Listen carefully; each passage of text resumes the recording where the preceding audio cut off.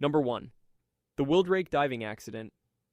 In August of 1979, in the Thistle oil field, roughly 160 kilometers northeast of the Shetland Islands, two men were working in about 160 meters of black freezing water.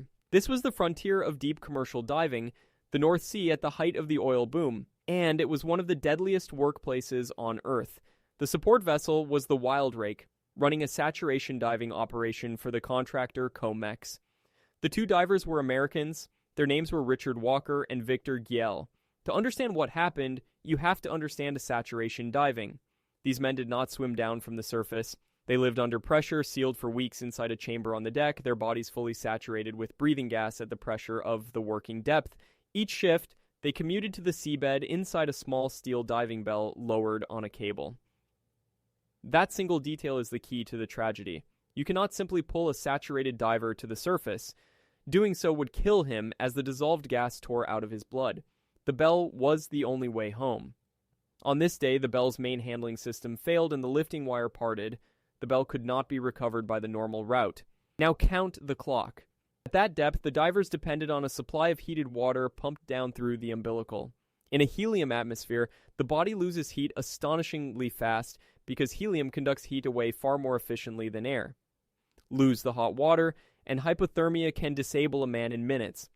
The sea was heavy. Every attempt to mate the bell or rig a backup recovery failed against the swell. Rescuers fought for hours to reach the two men and could not. Richard Walker and Victor Giel both died of the cold before they could be brought up. Almost no one outside the industry knows their names. Yet the Wildrake accident became a foundational case study. The North Sea sector of the 1970s and 80s has a grim record, with dozens of commercial divers killed across those 2 decades as the oil industry pushed men deeper than the technology could safely support. The case is now taught alongside other bell handling and umbilical tragedies of the era, including the later Byford Dolphin accident of 1983. It fed directly into rules demanding redundant recovery wires and self-contained emergency evacuation for pressurized divers, so that no single broken cable could ever again strand a man beyond reach. The lesson was brutal and simple. At depth, there is no margin. 1 wire, 1 failure, 2 deaths, and 3 decades later, the very same category of failure would play out again, with a very different ending. Number 2, the Chris Lemons last breath incident. On the 18th of September 2012, in the Huntington Field about 200 kilometers east of Aberdeen, a saturation diver named Chris Lemons was working on a subsea structure at around 100 meters. The vessel above him was the Bibi Topaz. His team numbered 3. Lemons and a diver named David Uasa were in the water. Duncan Alcock stayed in the bell as bellman. Then, the ship's dynamic positioning system failed. Dynamic positioning is the network of thrusters and computers that holds a vessel exactly in place over the worksite. When it failed, in worsening weather, the Bibi Topaz began to drift. As it drifted, it dragged the diving bell and the diver's umbilical cords away from the structure. Lemons was snagged. The strain pulled until his umbilical parted. Consider what that cord carries. It carries his breathing gas, his heat, his communications, and his hot water, all at once. In an instant, he lost all of it. What remained was the small emergency bailout cylinder on his back, holding by, designed perhaps 5 to 10 minutes of gas. He was alone on the seabed in near freezing water, in total darkness, with no heat and almost no air. The ship took time to regain control, claw back onto position, and send David Uasa back down to find him. By the published accounts, Chris Lemons was without a working gas supply for around 30 minutes. He was recovered to the bell unconscious and not breathing. Alcock and Uasa gave him rescue breaths and, astonishingly, he came back. Apparently, without lasting brain damage. How is that possible? The leading explanation is the very thing that should have killed him. The extreme cold dramatically lowered his body's demand for oxygen, and the mammalian dive response may have slowed him further, protecting his brain during the long minutes without air. The cold nearly killed him, and may also have saved him. Much of it was captured on helmet cameras and ship data, which is why the episode became the documentary Last Breath in 2019, a later dramatized feature, and a standard training case on positioning failure and umbilical management. His survival showcases the layered redundancy that sat diving is built on: the bailout gas, the bellman, the 2-diver protocol. but it also exposes the single-point weakness underneath all of it. When the ship on the surface moves, everything below it is suddenly at risk. Remarkably, Chris Lemons returned to saturation diving afterward, a rare survivor of an event that is almost always fatal. To find the first man Scuba ever killed, we go back to the very beginning. Number 3, Maurice Fargues. Maurice Fargues was a chief petty officer and one of the founding members of Jacques Cousteau's undersea research group in Toulon, France. In September of 1947, in the Mediterranean off Toulon, he took part in a series of depth record trials. The technology they were testing was brand new. The Aqua Lung, the first practical open-circuit scuba, had been co-invented by Cousteau and the engineer Émile Gagnon only 4 years earlier. The test was straightforward and dangerous. A diver descended along a weighted line and at his deepest point signed his name on a slate to prove the depth reached. One by one, the team pushed the number down.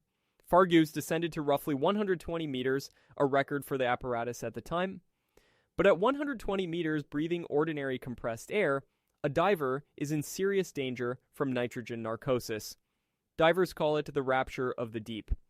As the pressure rises, nitrogen acts like an anesthetic, stealing judgment, coordination, and finally consciousness.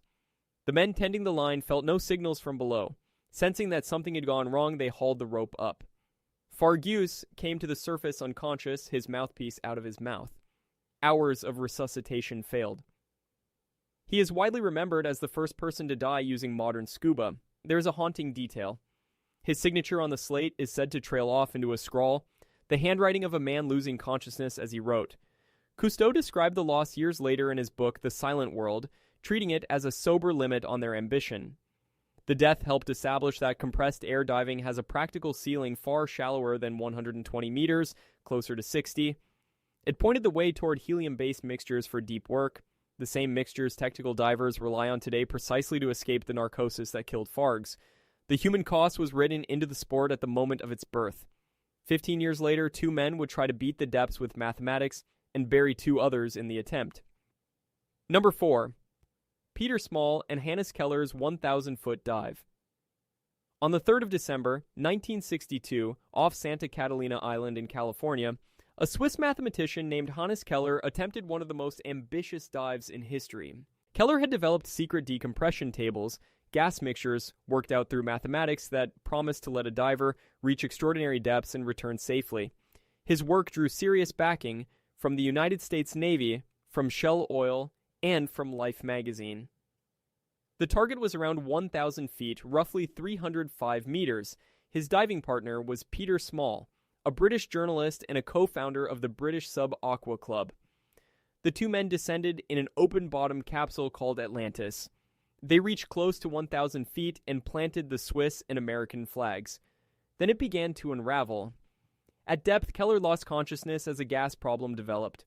A swim fin, lost or jammed, is reported to have fouled the hatch so it would not seal, and gas escaped from the capsule. 2 safety divers went down from the surface to help. One was Dick Anderson, the other was Chris Whittaker, a 19-year-old British student. Anderson managed to clear the obstruction and reseal the capsule, and in that moment he saved both Keller and Small. But Chris Whittaker, going down a second time to assist, never came back. He was lost at sea and his body was never recovered. Peter Small was brought back to the surface inside the capsule alive, but he died soon afterward from the effects of the dive. So the arithmetic of that day is grim. The record was reached. 2 men died to reach it. Keller's decompression mathematics was genuinely ahead of its time and influenced the mixed gas diving that followed. But the heavy publicity, the sponsors, the magazine, meant the deaths played out in full public view. It exposed how thin the safety margins were for experimental depth in 1962, a depth near the limit of human tolerance even now. Half a century later, another man would chase a number past 1,000 feet, and he would do it very nearly alone. Number 5, Guy Doc Deep Garman. Guy Garman was an American anesthesiologist and technical diver who went by the nickname Doc Deep. On the 15th of August 2015, off Kimberly Bay on the island of St. Croix in the United States Virgin Islands, he set out to make the deepest scuba dive ever recorded.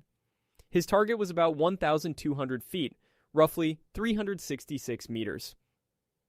The standing record set by Ahmed Gabr in the Red Sea in 2014 was 332 meters. The plan called for a rapid descent followed by many hours of carefully staged decompression. Garman went down the shot line and did not come back on schedule. He never surfaced. His body was never recovered, lost in deep water off St. Croix. Experienced technical divers had warned publicly and in advance that his preparation timeline looked dangerously short for a dive of this magnitude, and the physiology at 366 meters is merciless. The breathing gas becomes so dense that the simple act of breathing turns into hard physical work, which can trap carbon dioxide in the body and cause a blackout. Oxygen itself becomes toxic at such pressures.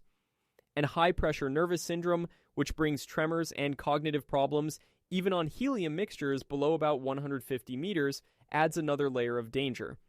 At that depth, the margin for any error at all, any gas switch, any buoyancy mistake, any timing slip, shrinks to essentially nothing.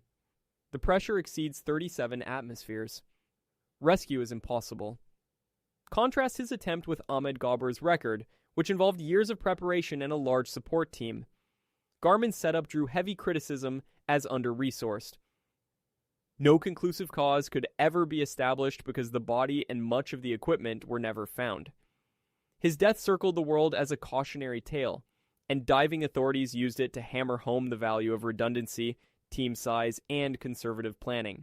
From the deepest reach of Scuba, we turn to a woman who needed no tank at all, and to a single breath that lasted far too long. Number 6. Audrey Mestre. Audrey Mestre was a French champion freediver, married to the legendary Cuban freediver Francisco Ferreras, known as Pipin. Her discipline was the most extreme in the sport, called no limits.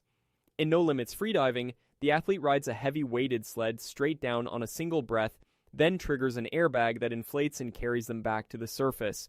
On the 12th of October, 2002, off Bayahibe in the Dominican Republic, she attempted a no-limits world record of 171 meters, about 561 feet on one breath. She reached the target depth. She got to 171 meters, and then the system failed. The lift bag that was supposed to inflate and pull her upward did not fill properly. The air tank meant to feed it was reportedly not adequately charged. Without lift, her ascent stalled. She was trapped far below the surface on a single breath of air that was already running out. Safety divers eventually reached her and brought her up. But the ascent took far too long, minutes beyond anything a breath hold can survive. The total dive lasted around 8 minutes and 38 seconds, a catastrophic length of time to be without air. She reached the surface unconscious and could not be revived. Audrey Mestre was 28 years old. The aftermath was bitter. The safety arrangements and the state of the equipment were heavily criticized, and her husband's role in organizing the attempt made the grief and the controversy inseparable. No limits freediving has no natural depth cap set by the lungs. The limits are equipment and the ever-present risk of blackout on the way up. That is what makes it the deadliest discipline in the sport.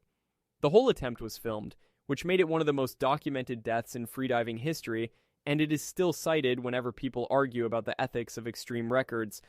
Not every killer, though, waits 500 feet down. Some of them hide in a pretty Texas swimming hole. Number 7, Jacob's Well, Texas. Jacob's Well is an artesian spring at Wimberley in Hays County, Texas, that feeds Cypress Creek. On the surface, it looks entirely harmless, a clear, inviting opening about 4 meters wide in the bed of the creek, a place where children swim on hot afternoons. But that mouth is the entrance to something else. Below it, the spring drops into a series of narrow submerged limestone chambers. The first chamber descends to around 9 meters. Beyond it, the cave steps deeper through a sequence of tight restrictions, surveyed to roughly 37 meters with passages reaching well beyond through multiple chambers. Between them lies a notorious feature divers call the false floor, a bed of loose gravel and silt that can give way and disorient anyone who trusts it. And that silt is the real danger. Stir it, and the water turns instantly to an opaque brown fog. Visibility vanishes in a heartbeat. Over the decades, Jacob's Well has killed a string of divers. The figure most often cited is 8 or 9 confirmed deaths. Several of them occurred in the 1970s and 80s as divers pushed into the deeper fourth chamber. In some cases, recovering the victims' bodies became so dangerous that the recovery itself risked more lives. Eventually, a grate and warnings were installed to keep unqualified divers out of the deeper restrictions. What makes Jacob's Well so instructive is that it is not deep. The danger here has almost nothing to do with depth and everything to do with the overhead environment, the narrow passages, the silt, and the loss of the guideline. A cave like this demands full cave diving certification, redundant lights, reels, and carefully planned gas. Open water divers who wandered and unprepared have died. The spring sits on the Trinity Aquifer, and in recent drought years, worsened by heavy groundwater pumping, its flow has slowed and even stopped entirely, something that would have seemed impossible a generation ago. It is essentially a vertical cave, one of the longest underwater cave systems in Texas, dressed up as a swimming hole.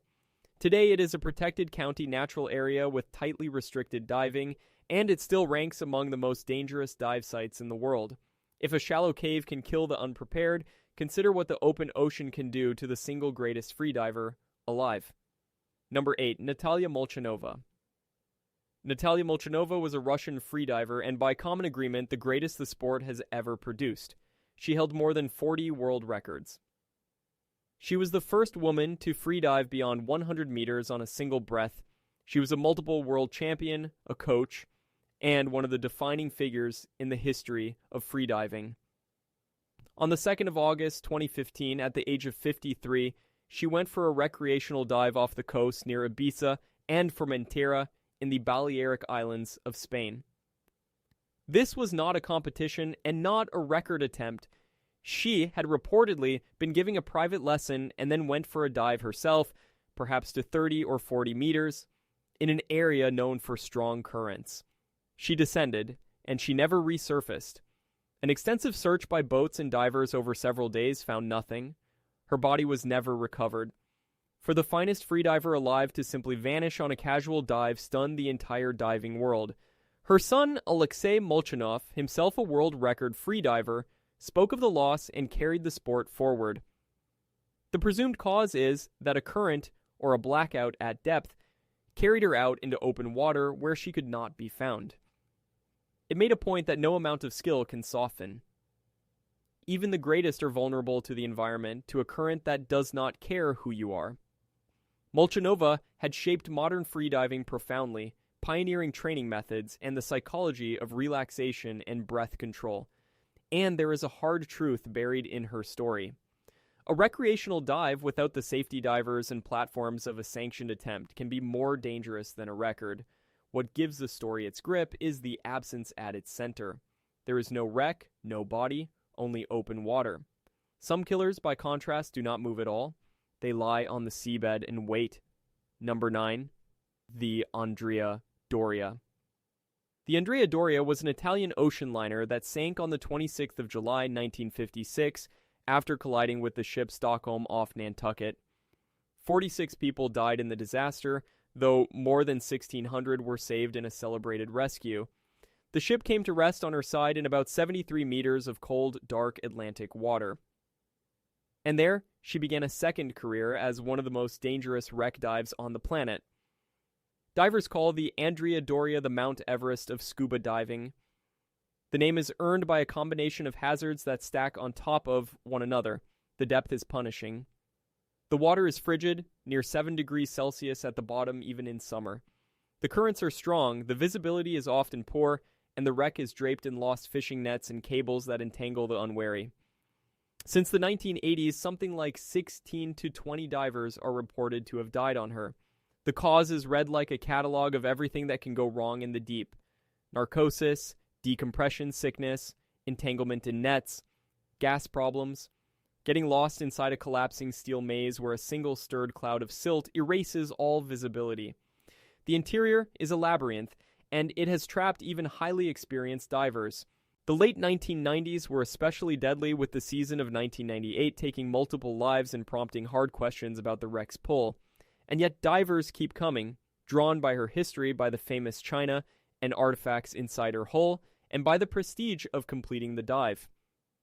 Recovering artifacts deep inside adds task loading to an already lethal environment. The bottom time is short, and the decompression obligation on the way up is long and unforgiving. The wreck has been slowly collapsing for decades, and each collapse makes it more dangerous still. No single factor kills on the Andrea Doria. It is the combination that does it. The most famous flooded cave story in the world would prove the same thing. On a stage, the entire planet was watching. Number 10. The Tham Luang Cave Rescue. Tham Luang is a long limestone cave complex in Chiang Rai Province, in the far north of Thailand. On the 23rd of June 2018, 12 boys of a local football team aged 11 to 16 went in to explore with their 25-year-old assistant coach. While they were inside, a sudden monsoon downpour flooded the passages behind them. Rising water sealed the way out and stranded the group about 4 kilometers deep on a muddy ledge far inside the mountain. They were missing for days. It was not until the 2nd of July, 9 days after they entered, that 2 British cave divers, Rick Stanton and John Valanthan, finally reached the ledge and found all 13 alive. But finding them was only the beginning of an almost impossible problem. To get them out meant diving them through flooded passages of near-zero visibility, so narrow in places that a diver had to remove his tanks to squeeze through against a current for hours. Most of the boys could not even swim. The plan that emerged was extraordinary. An Australian anesthetist and cave diver, Richard Harris, would sedate each boy, and the world's best cave divers would carry them out one at a time, unconscious, over 3 days. And the cave had already shown what it could do. On the 6th of July, a former Royal Thai Navy SEAL named Saman Gunan died inside it. He had been placing air tanks along the guide route to support the rescue, and he ran out of air on his way back. A fit, trained, elite diver killed by the same cave they were trying to beat. Later, a second rescuer, Beirut Pakbara, died of a blood infection contracted during the operation. More than 10,000 people took part. Billions of liters of water were pumped out.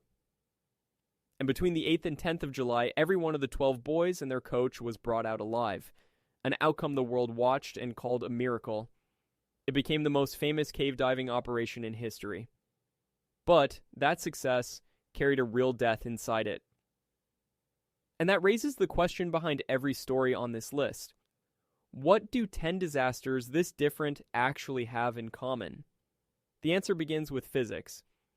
In every one of these stories, a small failure at depth cascaded into a fatality because the deep offers no room to recover. Start with pressure. For every 10 meters you descend in seawater, the pressure rises by roughly 1 atmosphere. That single fact drives almost everything that follows. As pressure climbs, the gases you breathe change their behavior.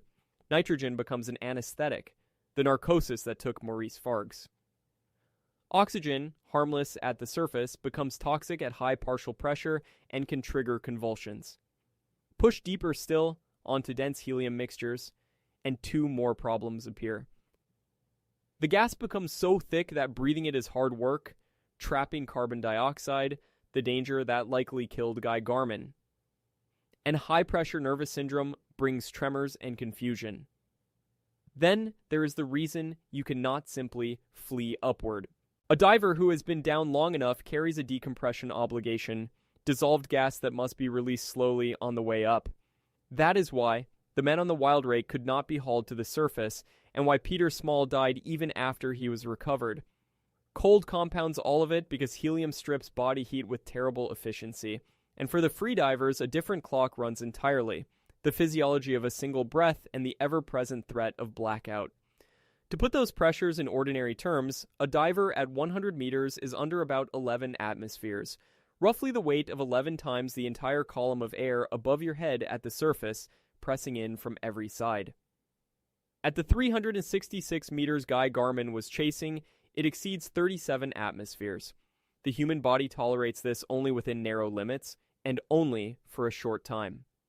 Layer on the overhead environment, the cave and the wreck and the flooded passage, and you remove the surface as an option altogether.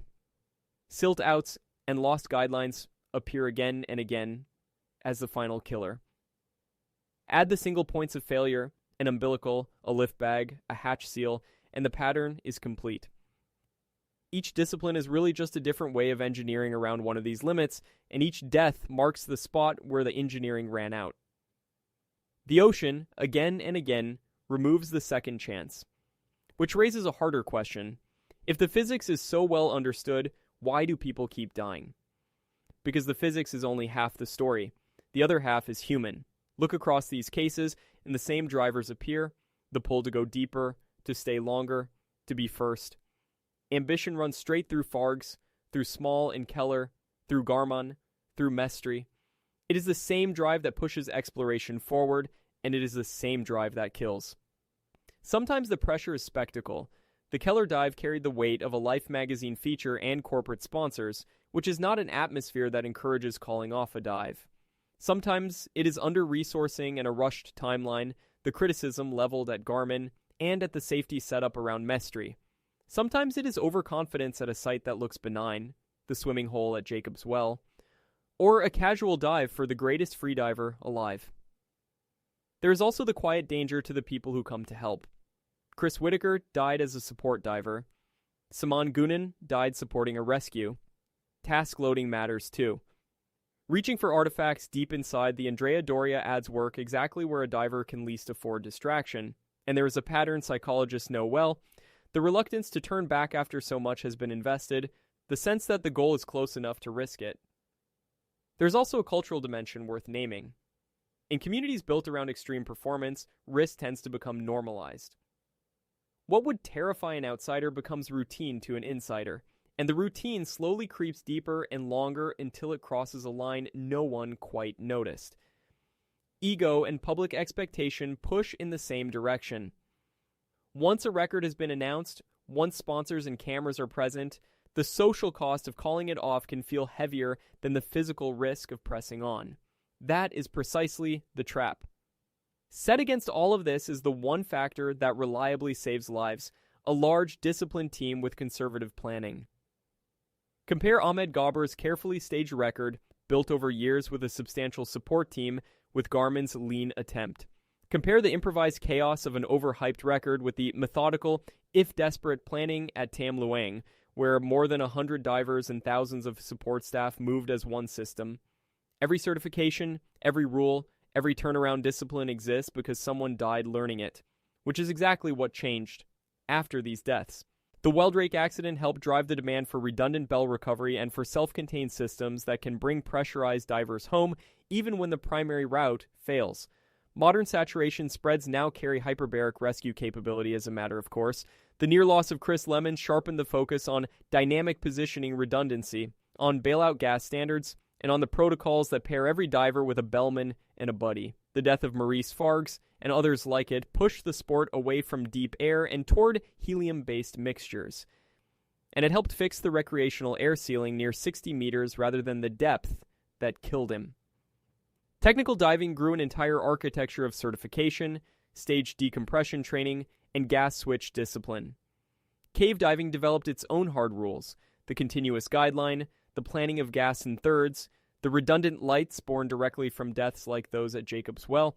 At the deadliest sites, grates and access controls now try to keep the unqualified out.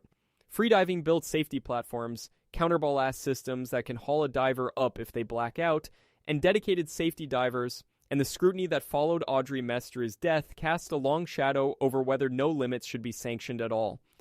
Wreck diving passed down the Andrea Doria's reputation as a warning in itself. And Tham Luang advanced the very technique of cave rescue, including the extraordinary decision to sedate and carry victims out.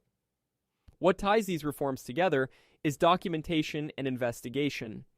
Helmet cameras, ship data, official inquiries, all of it turns a death into a lesson.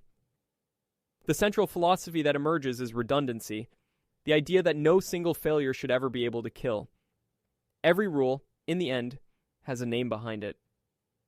And some of those names were never brought home. That is the detail that lingers. Across these stories, several of the dead were never recovered at all. Chris Whittaker was lost at sea off Catalina in 1962. Guy Garman was lost in deep water off St. Quate in 2015. Natalia Molchanova vanished off Ibiza that same year. 3 people in 3 different eras who went into the water and never came back in any form. There is a reason deep and open water losses so often yield no body. The depth, the currents, and the sheer scale of the sea make recovery impossible. A wreck at least gives grief a location. Open water gives nothing, no place to return to, no closure for the families left behind. And so the lost divers become part of the lore of a site, names attached to a stretch of water. Where recovery was attempted, it often came at terrible risk. Bringing bodies out of Jacob's Well endangered the divers who tried. The Andrea Doria has killed people who went in to recover others. This is the hardest ethical question in the whole field, whether to risk the living for the dead. Saman Gunain answered a version of it with his life, dying in an operation to save others. The ocean, in these cases, simply keeps what it takes. Set that against Chris Lemons, who was nearly one of them, lost on the seabed for 30 minutes and then, impossibly, returned. The membrane between survival and disappearance is that thin. The weight falls hardest on the teammates who came back without their friends, the divers and support crews who replay the moments and wonder what else they might have done. Body recovery diving is its own grim specialty, undertaken by people who accept enormous personal risk to give a family something to bury. These stories endure precisely because so many of them are unresolved question marks the ocean has never answered. There is a phrase that fits every one of them: lost divers. Come back at the end to the single truth underneath all of it. The ocean offers no forgiveness at depth. This list spans more than 70 years, from 1947 to 2018. It runs from compressed air to helium, from scuba to freediving to flooded caves. The machines changed. The mixtures changed. The physics never did. The people ranged just as widely. Some were novices in over their heads. One was the single greatest freediver who has ever lived. And what unites them is unsettling in its simplicity. Each of them trusted a system that had, somewhere in it, one fatal gap: a parted wire, a drifting ship, a jammed fin, an undercharged tank, a stirred cloud of silt, a monsoon overhead. Ambition is the engine that drives us into the deep, and it is the same engine that kills. The near misses, like Chris Lemons, became lessons. The losses became rules. The safety that a modern diver relies on is, quite literally, a monument built from the people who died discovering where the limits were. And still there are questions the water will not answer, deaths with no conclusive cause, bodies it will not give back. We keep going down anyway. We go down because the deep holds things we cannot see any other way, and because the same drive that has cost so many lives is the one that keeps pulling us toward the dark. But the deep asks a price, and it sets that price itself. Picture the last image in all of these stories, the same image every time: a single light descending, and the black water closing quietly over it. The cost of exploring the deep has never been measured in discoveries. It has always been measured in people. And the deep will always demand more than we expect.